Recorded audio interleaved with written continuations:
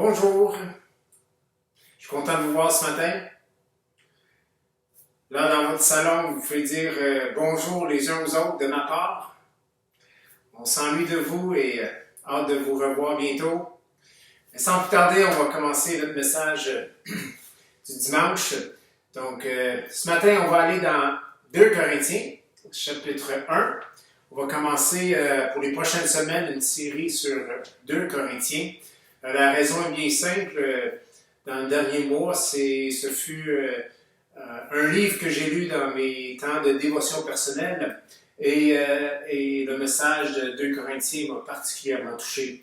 Donc, j'aimerais qu'on puisse regarder ensemble ce livre dans les prochaines semaines.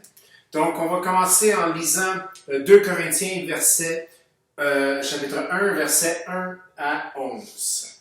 Paul, apôtre de Jésus-Christ par la volonté de Dieu, et le frère Timothée, à l'Église de Dieu qui est à Corinthe et à tous les saints qui sont dans toute l'Achaïe. Que la grâce et la paix vous soient données de la part de Dieu notre Père et du Seigneur Jésus-Christ.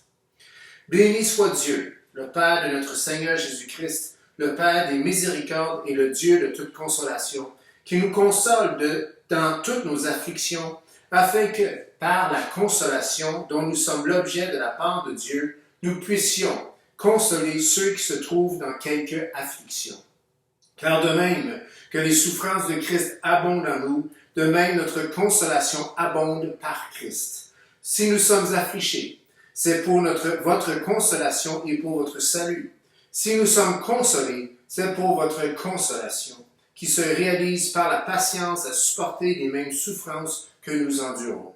Et notre espérance à votre égard est ferme, parce que nous savons que, si vous avez part aux souffrances, vous avez aussi part à la consolation. Nous ne voulons pas, en effet, vous laisser ignorer, frères, au sujet de la tribulation qui nous est survenue en Asie, que nous avons été excessivement accablés au-delà de nos forces, de telle sorte que nous désespérions même conserver la vie. Et nous regardions comme certain notre arrêt de mort, afin de ne pas placer notre confiance en nous-mêmes, mais de la placer en Dieu qui ressuscite les morts.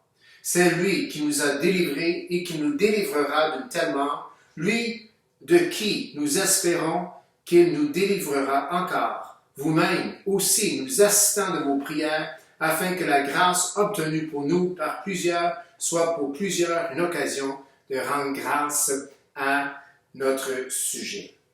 Seigneur, Père, comme dit ce verset, toi, le Père des miséricordes et le Dieu de toute consolation, nous venons à toi ce matin. Et nous te prions, Père, que tu puisses nous aider ce matin, par ton Saint-Esprit, par ta parole, à devenir des hommes et des femmes consolés et aussi des hommes et des femmes qui consolent. Seigneur, merci pour ta parole. Merci pour ton esprit qui est à l'œuvre aujourd'hui.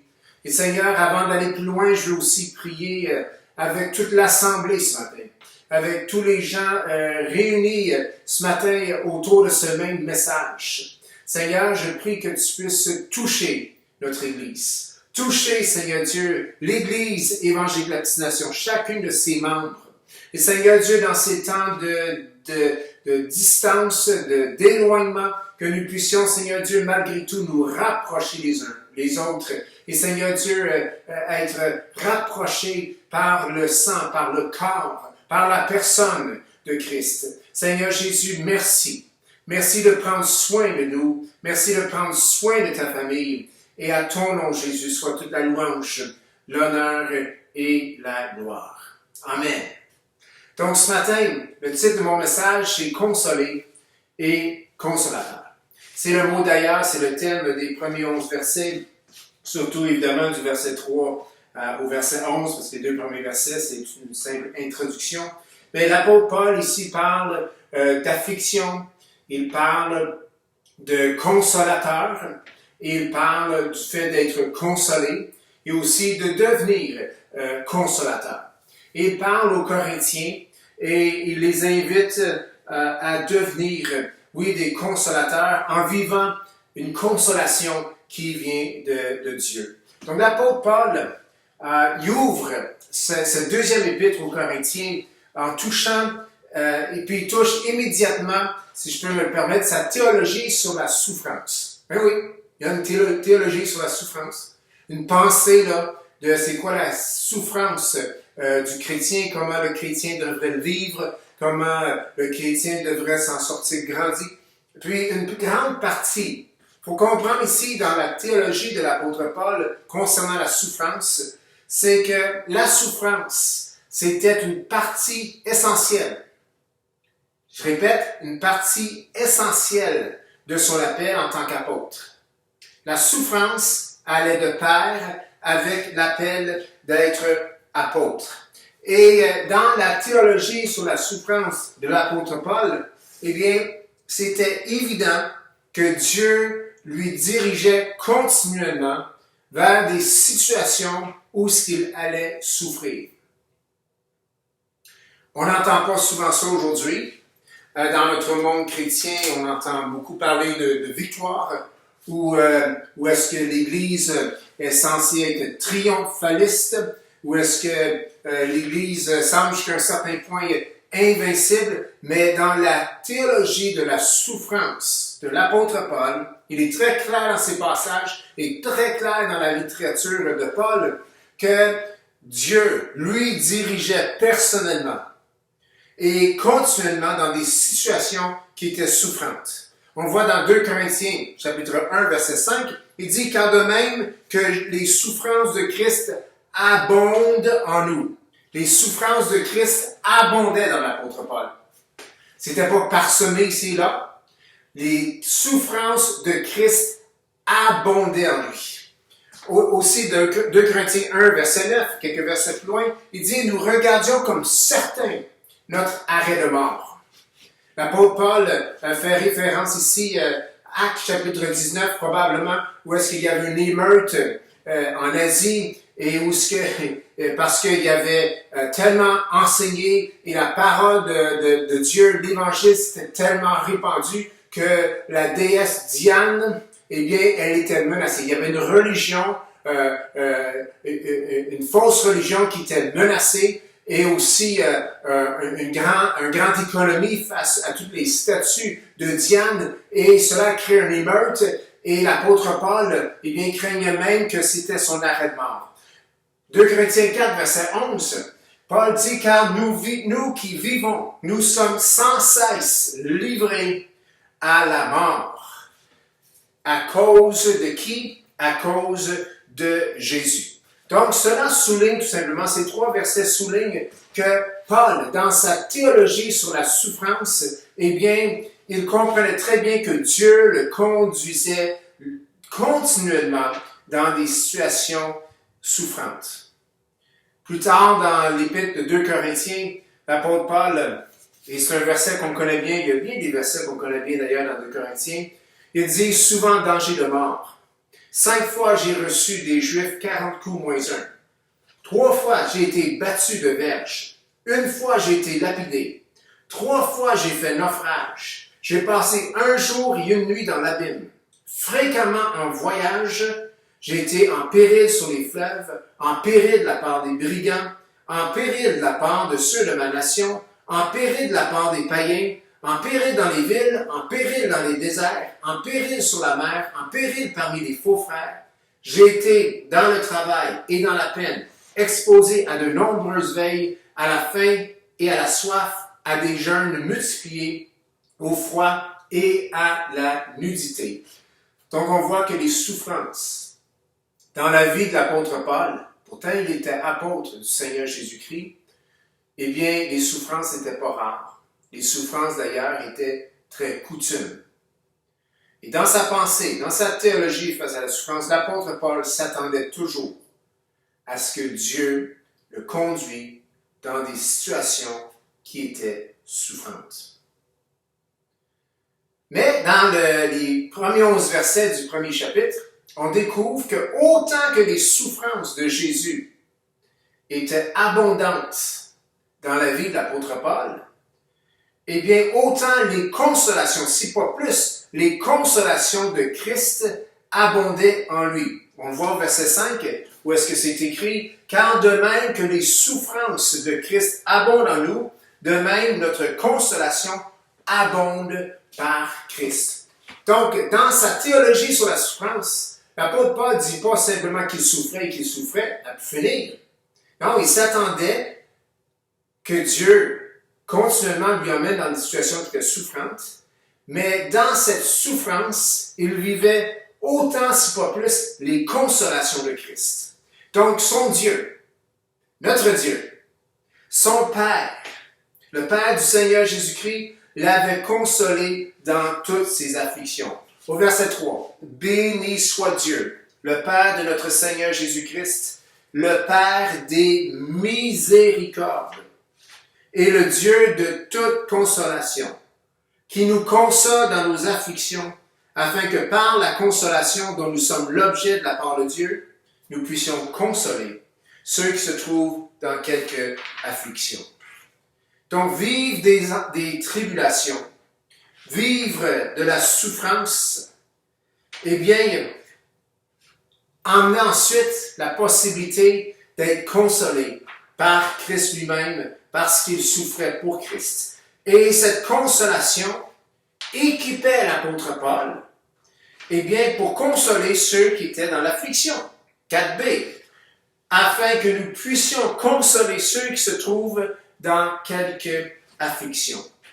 Toute cette notion de souffrance n'est pas chose inconnue dans le temps de l'apôtre Paul ou inconnue dans d'autres religions qui existaient au temps de l'apôtre Paul. Ce qui est unique, c'est un Père de miséricorde. Un Père le Dieu de toute consolation.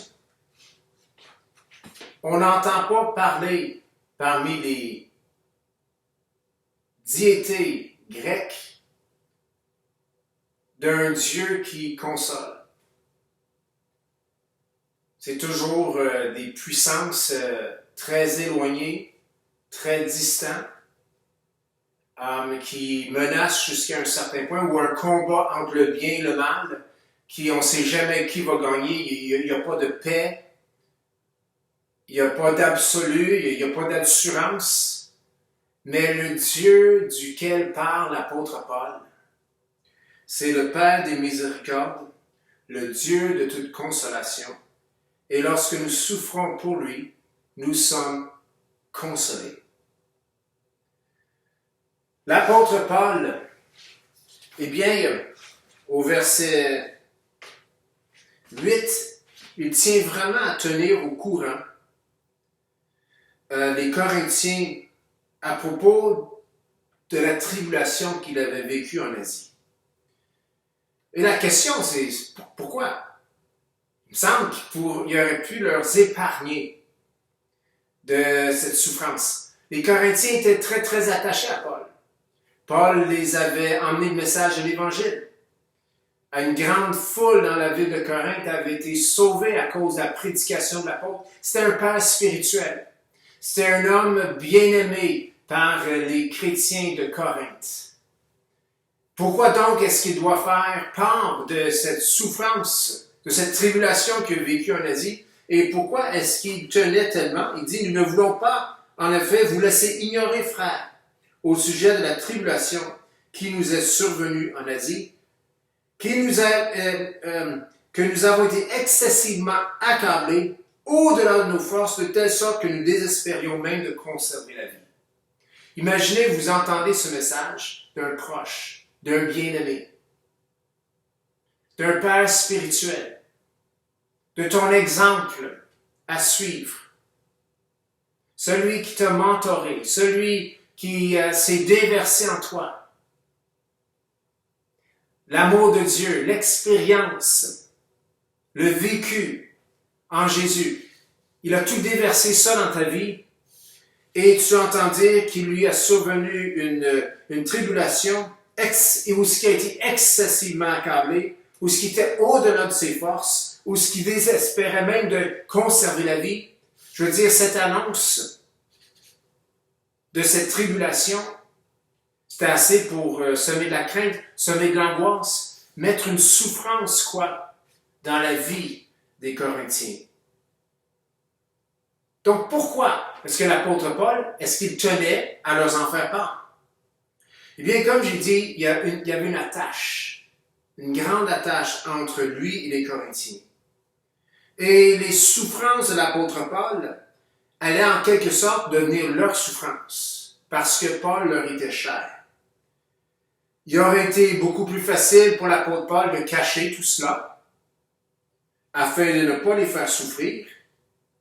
Mais Paul, quelle sagesse ici, c'est incroyable. Je veux dire, par orgueil, on aurait dit, puis ça aurait été par orgueil, non, je dis rien de ce qui s'est passé, de mes persécutions en Asie, de mes tribulations, je leur dirai rien parce que je veux leur épargner de souffrir, d'avoir de la peine à mon égard.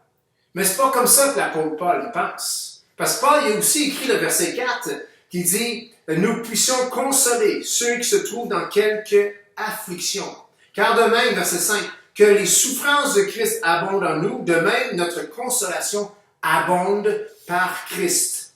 Paul voulait faire vivre à son auditoire, à ses bien-aimés Corinthiens, et voulait leur faire vivre la consolation de Jésus. Mais il ne pouvait pas vivre la consolation de Jésus sans avoir, premièrement, souffert pour Jésus. L'apôtre avait souffert pour Christ. L'apôtre était mené au bout de son souffle par une tribulation en Asie. L'apôtre avait craint même perdre sa vie, même de plus jamais pouvoir revoir les Corinthiens, et il leur en fait part afin que sa souffrance pour l'Évangile puisse aussi devenir leur souffrance pour l'Évangile, afin qu'ils puissent vivre la consolation de Christ. Donc, Paul veut leur faire vivre la consolation de Christ. Comment est-ce qu'il fait? En leur faisant vivre ses propres souffrances. L'apôtre était équipé pour consoler, pour les consoler. Comme c'est écrit au verset 4, nous puissions consoler ceux qui se trouvent dans quelque affliction. Lorsque nous sommes consolés, nous pouvons ensuite consoler ceux qui sont affligés. L'apôtre Paul avait été affligé, Christ l'avait consolé. L'apôtre Paul fait part de sa souffrance aux Corinthiens, ça leur afflige et il est en mesure ensuite de les consoler et de leur faire vivre la consolation de Christ. Il était équipé pour les consoler et il voulait qu'ils soient équipés pour consoler d'autres. Autant que les souffrances de Christ étaient abondantes dans la vie de l'apôtre Paul, autant ainsi en était-il des consolations de Christ dans sa vie. Qu'est-ce qu'on apprend dans tous ces versets? Comment est-ce qu'on peut résumer tout ce que je viens de dire? Eh bien, par les quelques mots suivants. Par les quelques mots suivants. En Christ, la souffrance amène consolation, effet des consolateurs. Je répète. En Christ, la souffrance amène la consolation, effet des consolateurs. Je veux être un consolateur. Et j'espère que tu désires également d'être un consolateur. La seule façon qu'on peut devenir un consolateur, c'est que nous devons premièrement souffrir et être consolés. Et lorsque nous avons reçu consolation, nous pouvons également consoler d'autres qui vivent des souffrances. Les souffrances. L'apôtre Paul, dans sa théologie de la souffrance, reconnaissait très bien que Dieu, souvent, c'est pas la plupart du temps, le dirigeait dans des situations qui allaient être souffrantes. Nous, les chrétiens, est-ce que nous souffrons? Je pense que vous êtes d'accord avec moi. La réponse est oui. Nous ne sommes pas les seuls qui souffrent, mais tous dans le monde, que nous appartenons à Jésus ou non, ils vont souffrir. Mais pour les chrétiens, eh bien, il y a 3 sources de souffrance. Première des sources, Et cette première source, c'est une source aussi que nous avons en commun avec les gens du monde, les gens qui sont sans Christ. Nous souffrons à cause de nos propres choix, nos choix personnels. Même en tant que chrétien, on peut souffrir de choix que nous avons pris avant d'avoir connu Christ. Donc, source de souffrance, premièrement, il y a nos choix. Deuxièmement, il y a tout simplement, et désolé pour le terme, mais notre sort. C'est-à-dire la vie. Il y a des souffrances qui viennent de la vie. Il y a des souffrances qui viennent de nos choix. Il y a des souffrances qui viennent tout simplement de la vie. Et troisièmement, donc ces deux premières, tout être humain a ces deux sources de souffrance. Pour le chrétien, il y a une troisième source qui s'ajoute, et c'est notre œuvre, notre service chrétien. Notre service pour Dieu. Cela aussi, c'est une source de souffrance. Quand on lit l'apôtre Paul, il semblerait que cette troisième source était la source principale de ses souffrances. Et je crois sincèrement que nous ne souffrons pas assez pour la cause de Christ, tout simplement parce que nous ne nous affichons pas assez pour la personne de Christ. Mais s'afficher pour Jésus, c'est une source de souffrance chez le chrétien. En parlant de nos choix, eh bien, nos décisions apportent des bonnes décisions, amènent des bons résultats. Des mauvaises décisions amènent des résultats regrettables. Des fois, on prend des décisions que nous croyons qu'elles sont bonnes. Nous découvrons en cours de route, la décision n'était pas bonne, parce qu'on voit que finalement, il y a des résultats regrettables. Eh bien, nous grandissons dans la vie, on gagne en expérience, mais nous souffrons à cause de nos choix. Je ne veux pas être un prophète de malheur ou vous décevoir, vous qui êtes dans la vingtaine ou dans la trentaine, mais les bonnes décisions faites dans la vingtaine, vous allez voir les fruits dans la trentaine. Les bonnes décisions prises dans la trentaine, vous allez voir les fruits dans la quarantaine. Et les mauvaises décisions prises dans la vingtaine vont avoir des répercussions négatives jusque dans la trentaine. Et les mauvaises décisions dans la trentaine vont avoir des répercussions négatives même dans la quarantaine. Il faut être très sage dans nos décisions. Il faut consulter Dieu pour chaque décision. Il faut s'appuyer sur sa parole dans nos décisions. Parce que même des décisions que nous pouvons prendre en tant qu'adolescents ou en tant que jeunes adultes qui peuvent nous affecter positivement ou négativement pour le restant de nos jours. Nos choix. Une source de souffrance, aussi une source de bénédiction. En parlant de notre sort, Jésus a dit qu'il fait lever son soleil sur les méchants et sur les bons. Il fait pleuvoir sur les justes et sur les injustes. Il y a des choses dans nos vies, des fois c'est des états de santé, une maladie quelconque, une difficulté quelconque, une incapacité, une infirmité quelconque, et c'est là de notre vie. Et c'est difficile pour nous, ça s'en va pas. Ne te sens pas rejeté par Dieu. Ne te sens pas moins béni par Dieu que d'autres.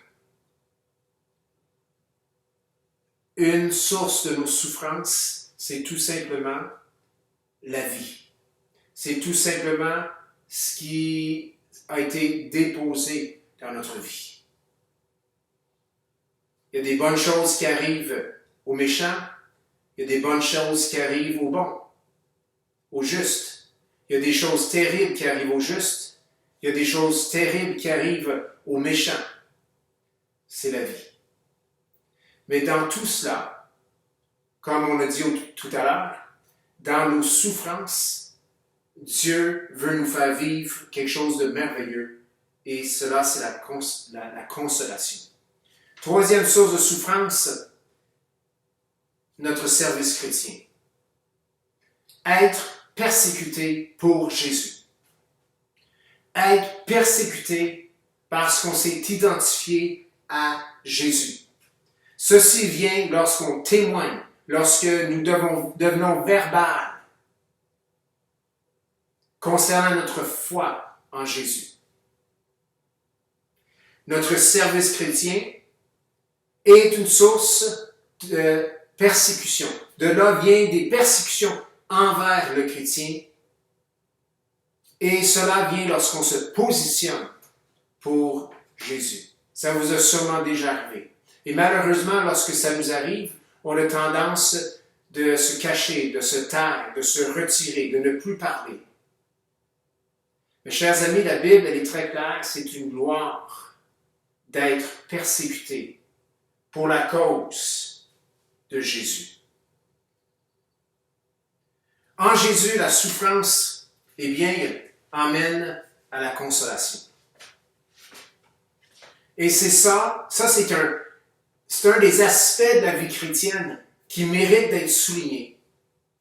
La vie chrétienne n'emmène pas juste la souffrance.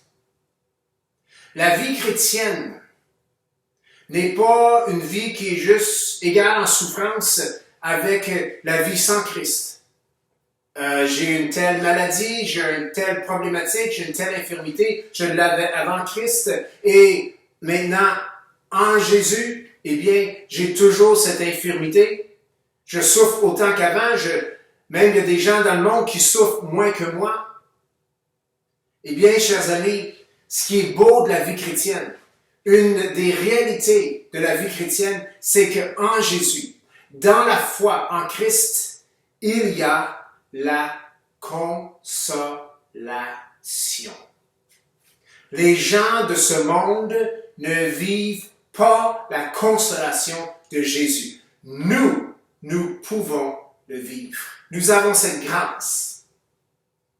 Paul le dit au verset 3, « Béni soit Dieu, le Père de notre Seigneur Jésus-Christ, le Père des miséricordes et le Dieu de toute consolation. » Toi et moi, en tant que chrétiens, oui, nous souffrons par nos choix. Oui, nous pouvons être bénis par nos choix. Oui, nous souffrons par la vie. Oui, nous pouvons être bénis par la vie. Oui, nous souffrons parce que nous sommes chrétiens. Et oui, nous sommes bénis parce que nous sommes chrétiens, mais dans tous ces domaines, lorsque un de ces trois, ou deux de ces trois, ou trois de ces trois domaines nous font souffrir, nous avons toujours l'opportunité d'être consolés par Dieu, le Père du Seigneur Jésus-Christ, le Père de toute miséricorde et de toute consolation.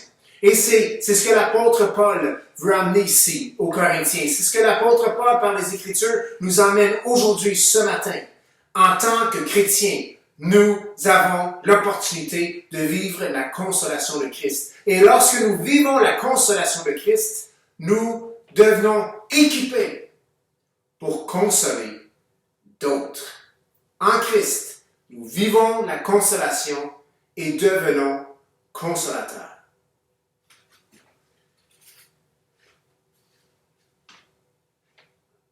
L'apôtre Paul parlait d'une écharde dans sa chair. On voit ça dans 2 Corinthiens 12, verset 7. Il parle de faiblesse. Il parle d'infirmité. 2 Corinthiens 12, 5 et 10. Et que dit l'apôtre Paul? Il dit, je choisis de me glorifier dans mes faiblesses, dans mes infirmités. Cette écharde dans la chair, c'était-tu la vie pour l'apôtre Paul?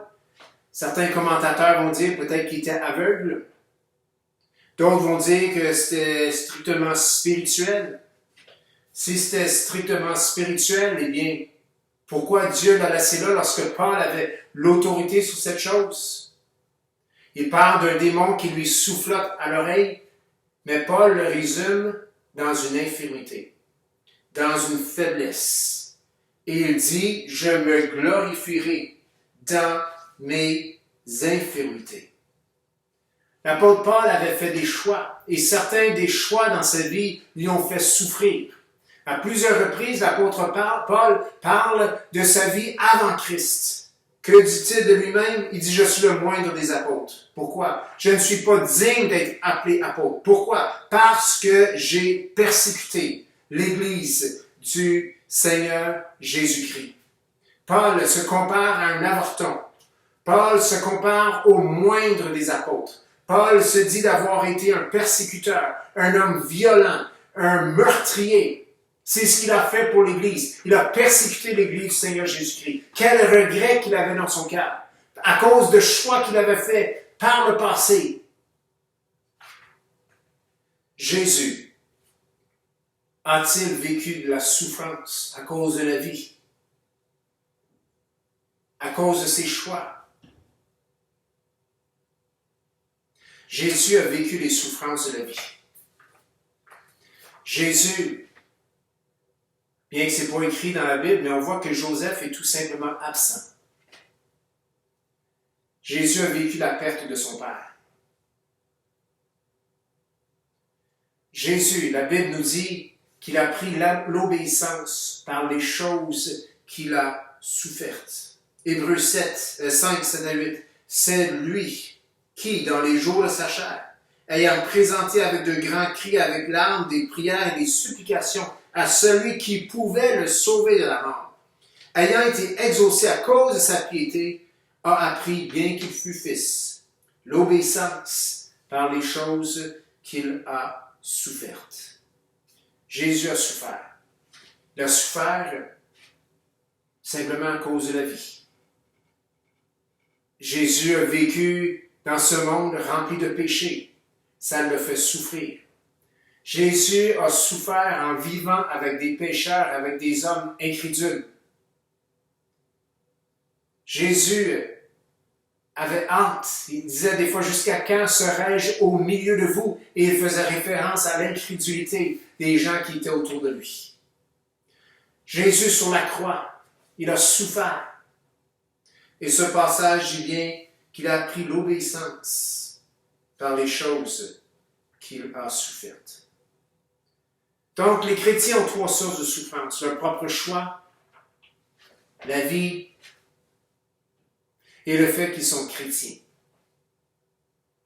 L'apôtre Paul avait ces mêmes choses. Même Jésus, parce qu'il était fils de Dieu, il a souffert à cause de cela. La vie, tout simplement, l'a fait souffrir. Et ses choix, eh bien, Jésus n'a jamais péché. Il a continuellement pris le choix d'obéir.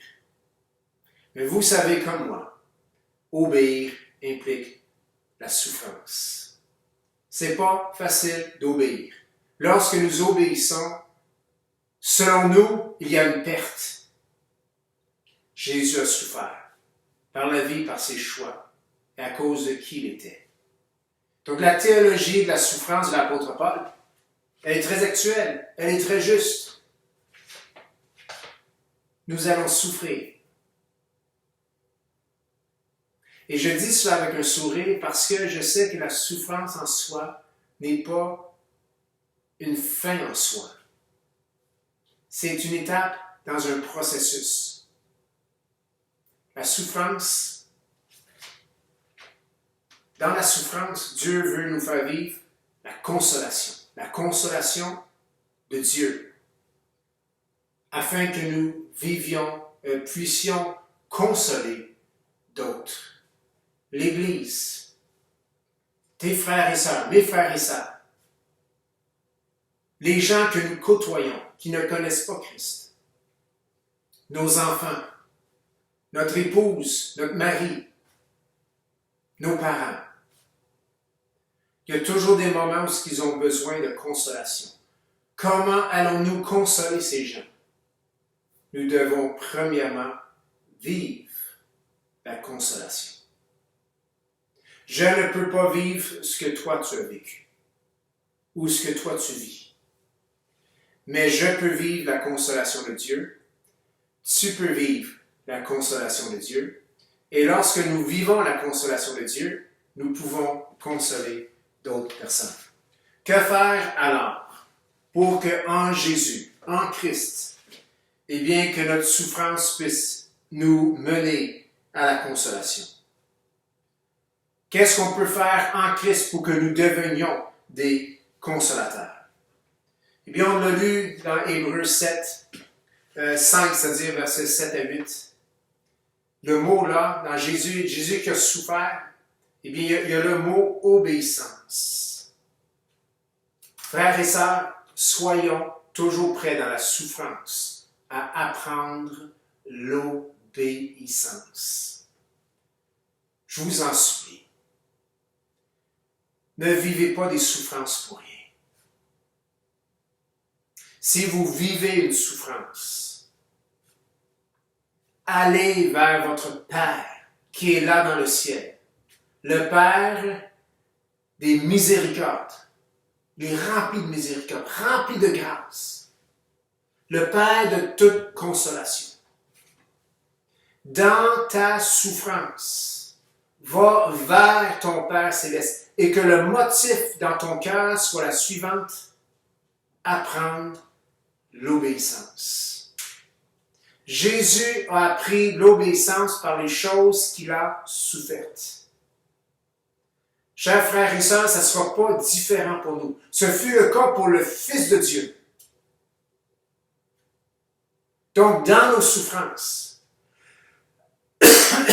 excusez, allons vers le Père de toute consolation, notre Dieu, avec le motif dans nos cœurs d'apprendre l'obéissance. Quand nous allons vers ce Père, notre Dieu, disons-lui: Père, je souffre aujourd'hui. Et dans mon cœur, je veux apprendre l'obéissance. Puisses-tu, Père, m'apprendre l'obéissance au travers de cette situation qui me fait souffrir. Va vers ton Père avec un tel langage, avec un tel motif. Tu vas vivre, nous allons vivre la consolation, et cela nous fera grandir. Pour qu'en Christ notre souffrance amène consolation et puisse faire de nous des consolateurs, eh bien oui, soyons prêts à prendre l'obéissance dans la souffrance. Aussi, en parlant de nos mauvais choix, si vous êtes comme moi, vous avez fait des mauvais choix. Mauvais choix, vous avez perdu de l'argent, vous avez acheté une citron, je ne sais pas. Vous connaissez vos choix du passé. Et dans ces mauvais choix, lorsqu'il revient, lorsque ces choix, ces regrets reviennent dans notre pensée, eh bien, cherchons plutôt comment Dieu s'est glorifié au travers ces mauvais choix. Parce que Dieu s'est glorifié même au travers de nos mauvais choix. Oui, on a souffert à cause de ces mauvais choix. Oui, ces mauvais choix ont été cause de pertes financières, de pertes émotionnelles, de pertes matérielles, de toutes sortes de pertes. Mais Paul prenait plaisir à se glorifier dans ses faiblesses, à se glorifier dans ses infirmités. Chers amis, dans ces mauvais choix que nous avons eus, ok, oui, il y a eu des conséquences. Mais encore, il y a l'option pour nous en tant que chrétiens de recevoir consolation. Et il y a toute une consolation lorsque nous savons ce que nous avons appris de ces mauvais choix. Et notre Père, le Père des miséricordes, ce Père qui est rempli de grâce et qui est rempli de consolation, lorsque nous allons vers lui avec un cœur lourd de ces mauvais choix, il peut, par son Saint-Esprit, nous montrer ce que nous avons appris de ces mauvais choix. Et vous savez, lorsqu'on apprend des leçons précieuses dans la vie, je peux vous assurer une chose, on ne les apprend pas avec nos bons choix. Habituellement, les bons choix sont des résultats d'avoir appris, d'avoir souffert au travers des mauvais choix. Le Saint-Esprit est là pour nous aider. Le Saint-Esprit est là pour nous enseigner et il peut nous montrer comment il nous a enseigné au travers ses mauvais choix et nous sommes consolés. Et lorsque quelqu'un fait des mauvais choix et en vive les conséquences, nous sommes en mesure de les aider à trouver consolation, peut-être simplement en allant avec eux dans la prière, pour leur emmener à Jésus, pour leur emmener au Père, pour que lui, il leur montre le fruit qu'il a malgré tout fait porter dans leur vie par ce que nous avons jugé comme un mauvais choix. Que faire pour qu'en Jésus, dans notre souffrance, nous soyons consolés et que ça puisse faire de nous des consolateurs? Eh bien, Paul a dit ma grâce que Dieu lui avait dit. Lorsque Paul lui a demandé d'enlever cette épine dans la chair, Dieu lui a répondu, 2 Corinthiens 12, 9, ma grâce suffit, car ma puissance s'accomplit dans la faiblesse. Une des difficultés que nous avons dans la vie, c'est d'accepter les situations qui se sont produites. Situations hors de notre contrôle. Situations qui ne sont pas reliées à des choix que nous avons faits. L'apôtre Paul, dans cette souffrance, dans cet écharpe dans la chair, c'était pas de sa faute, c'était pas le fruit d'une mauvaise décision. Et Dieu lui a répondu, ma grâce te suffit, car ma puissance s'accomplit dans la faiblesse. Pour que Paul puisse voir la puissance de Dieu qui s'accomplit dans sa faiblesse, l'apôtre Paul a dû accepter dans son cœur sa situation. C'est une histoire de pardon. Des fois, il faut tout simplement pardonner à la vie. La vie nous a amené du mauvais. La vie nous a amené des choses qu'on ne voulait pas. Et ça n'a même pas rapport avec nos choix. Mais Dieu se glorifie dans ces choses également. Sa grâce nous suffit. Et nous devons nous accrocher, dépendre de sa grâce, afin que par ces situations, il puisse nous amener à être conformes à son plan. Devenir davantage comme la personne du Seigneur Jésus-Christ. Dieu peut le faire. Sa grâce nous suffit. Et Dieu, dans sa puissance, accomplit des choses dans la faiblesse. Je reviens au verset 3 de 2 Corinthiens chapitre 1. Rappelons-nous que notre Dieu, c'est le Dieu des miséricordes, le Père de toute consolation. Excuse-moi, c'est Père des miséricordes et le Dieu de toute consolation. Un Père miséricordieux. Dieu a plein de grâce pour nous. Il est un Père et un Père donne de bonnes choses à ses enfants. Et Dieu, eh bien, est rempli de consolation. Donc, chers frères et sœurs, Dieu veut faire de nous des consolateurs. Pourquoi est-ce que je peux dire ça? Parce que chacun de nous avons vécu, nous vivons des souffrances. Paul a fait part de sa grande souffrance en Asie parce qu'il a voulu faire vivre aux Corinthiens une consolation, une bénédiction de Dieu. Je ne suis pas ici ce matin pour vous faire part de mes tribulations ou de quelques difficultés que j'ai peut-être eues cette semaine, parce que je ne pense pas qu'il y en a assez grandes qui pourraient faire en sorte que vous puissiez vivre une consolation en Christ. Mais ce que je peux vous dire, dans vos souffrances, à vous, allez à Dieu, parce que du moment que Dieu vous console, il est en train de former en vous le cœur d'un consolateur. Et c'est intéressant, le Saint-Esprit a aussi comme nom consolateur. Jésus nous a envoyé un consolateur. Et ce consolateur nous console et fait de nous des consolateurs. Chers frères et sœurs, que nous puissions être connus d'être les consolateurs pour Jésus, les consolateurs pour notre monde. Nous vivons dans un temps où est-ce qu'il y a beaucoup de souffrance.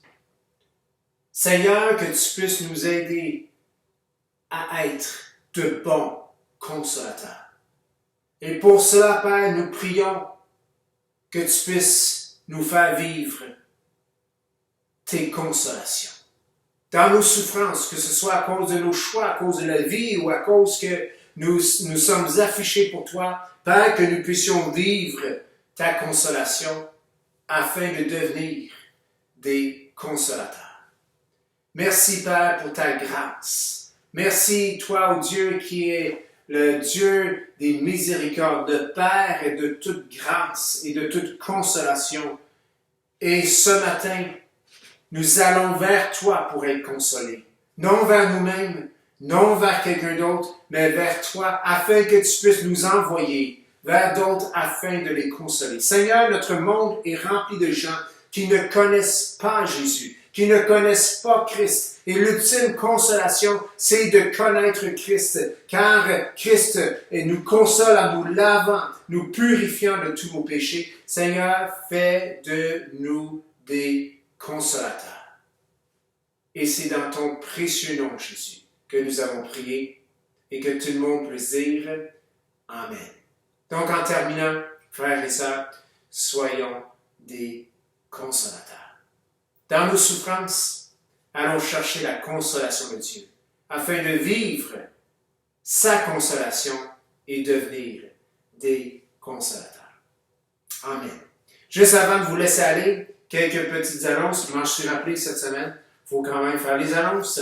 Donc, premièrement, il y a de la prière à tous les soirs à 7 heures.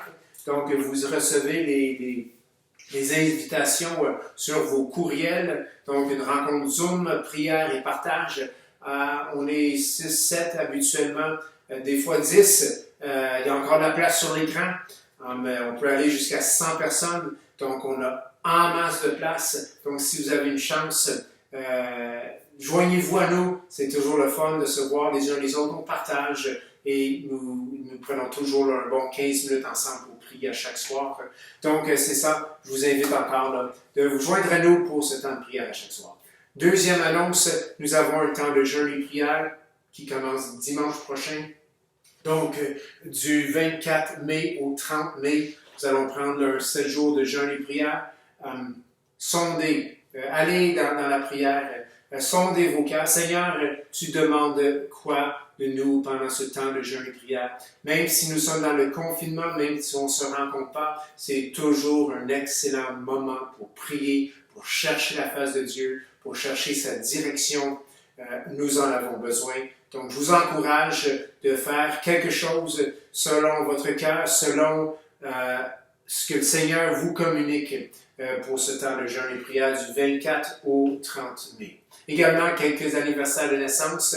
La semaine passée, j'ai oublié, donc bonne fête à Ginette Crevier. C'était sa fête la semaine passée. Et cette semaine, eh bien, Alain Fontaise.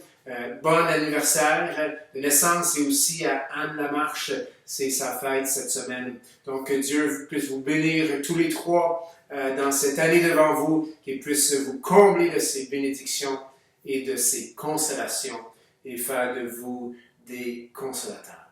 Donc que Dieu vous bénisse et on se revoit la semaine prochaine ou bien plus vite sur Zoom lors d'une rencontre de prière. Merci beaucoup, que Dieu vous bénisse.